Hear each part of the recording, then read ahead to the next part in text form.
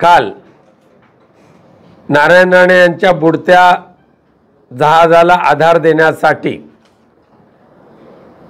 मनसेचे अध्यक्ष राज ठाकरे यांनी कणकवलीमध्ये सभा घेतली आणि त्यांनी नेहमीप्रमाणे उद्धवजी ठाकरे यांचा द्वेष, बाकी काय नाही, म्हणजे स्वतःचा पक्ष वाढवायला राज ठाकरेंनी किती प्रयत्न केले आणि त्याचबरोबर शिवसेना पक्षप्रमुख उद्धवजी ठाकरे यांचा द्वेष मनामध्ये ठेवून भारतीय जनता पक्षाची तळी उचलायला निघालेले राज ठाकरे भले आले गेले, पण त्याने काल जे काही रिफायनरीच्या संदर्भात सूर आळवलेले आहेत त्याबाबत मला त्यांना काही चांगली माहिती देण्याची आवश्यकता आहे.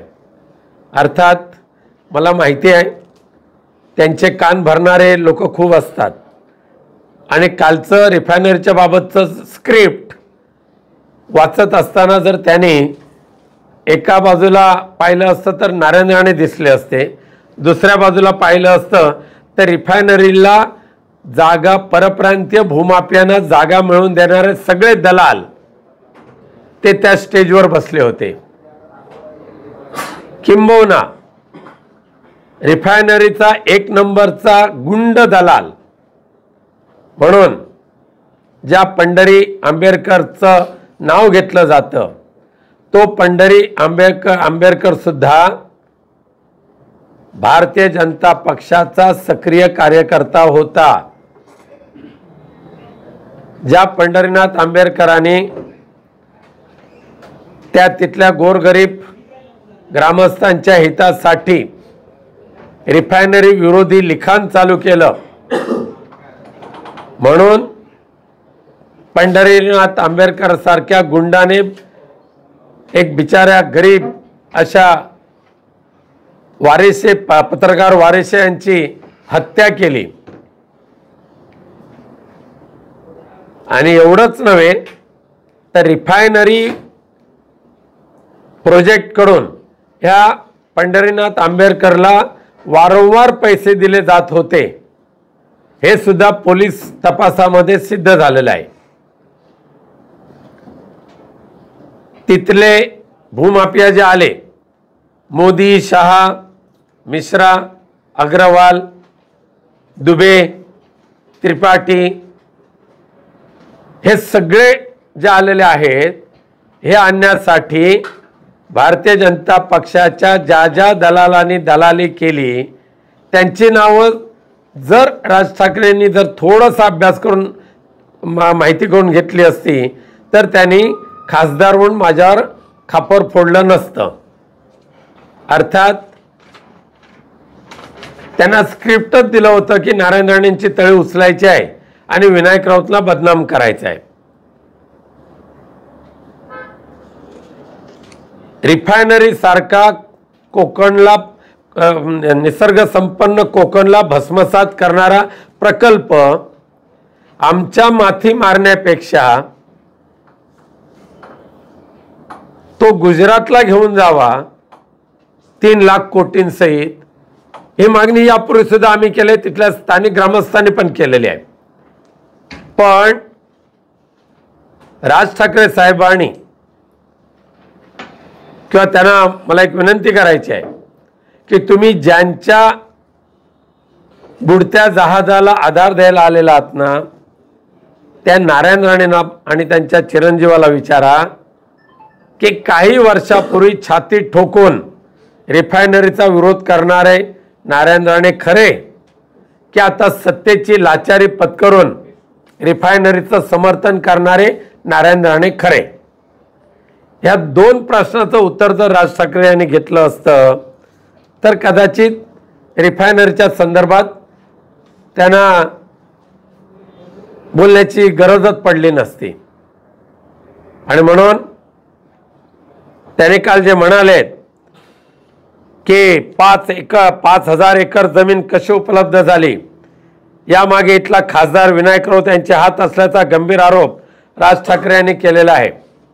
एका पक्षाचे प्रमुख म्हणून विनायक राऊतचं तुम्हाला आव्हान आहे की जर त्या रिफायनरी म्हणजे नाणार रिफायनरी, बारसो रिफायनरी ह्या संपूर्ण गावामध्ये 1 इंच जरी जमीन आम्ही परप्रांतीय भूमाफियांना दिली असेल किंवा आम्ही स्वतः कमवली असेल तर राज ठाकरे यांनी सिद्ध करून दाखवावं, नाहीतर रिफायनरीच्या त्या गावांमध्ये येऊन तिथल्या लोकांची माफी मागावी, विनायक राऊतची माफी मागण्याची आवश्यकता नाही। पण तुमच्या मनसेचे पदाधिकारी राहिलेले जे लोक इथे आहेत त्या लोकांनी किती जमिनी लोकांच्या हडप केलेल्या आहेत ग्रामस्थांच्या, त्यांचा पंचनामा जर करायचा झाला तर ती सुद्धा एकदा विस्तृत माहिती तुम्हाला मी पाठवून देईन, मग कळेल की तुमचे लोक कसे लोकांना फसवतायत।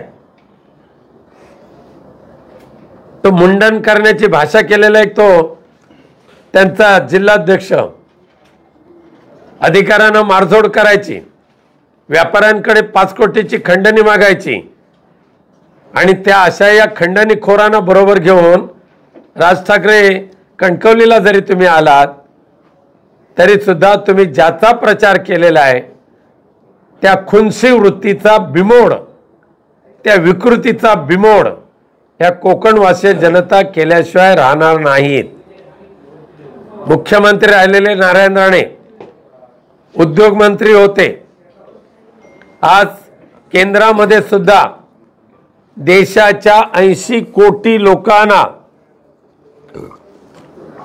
देशाच्या 80 कोटी लोकांना उपयुक्त ठरेल असं खातं ज्या नारायण राणेंना मिळालेलं आहे, उद्योग व्यवसाय चालू करणाऱ्यांना थेट अर्थसहाय्य करण्याचं 75 लाखापासून 3 कोटी रुपयाचं अर्थसहाय्य ह्या MSME खात्याच्या मार्फत केलं जातं।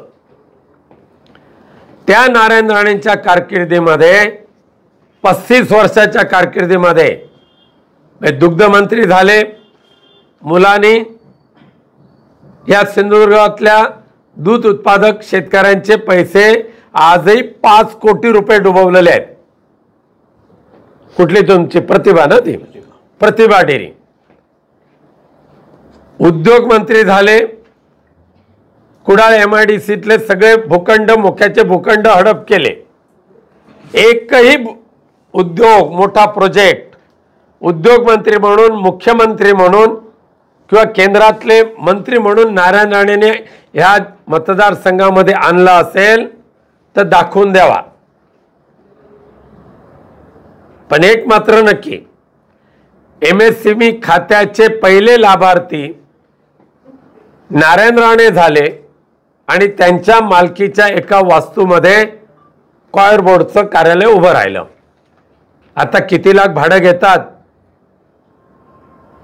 ते तुम्हाला सुद्धा सर्वांना माहिती आहे।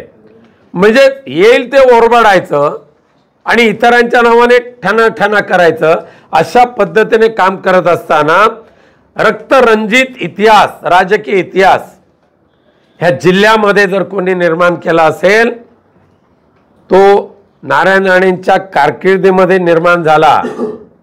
आणि म्हणून 2014 साली गडचिरोली जिल्ह्याच्या नंतर संवेदनशील जिल्हा म्हणून मतदान केंद्र त्या पद्धतीने निर्माण करण्याचं काम नारायण राणेंनी केलं, ही त्यांची मोठी कारकीर्द। उलट 2014 नंतर आज 10 वर्ष 2024ला या संपूर्ण लोकसभा मतदारसंघामध्ये एकही संवेदनशील केंद्र नाही।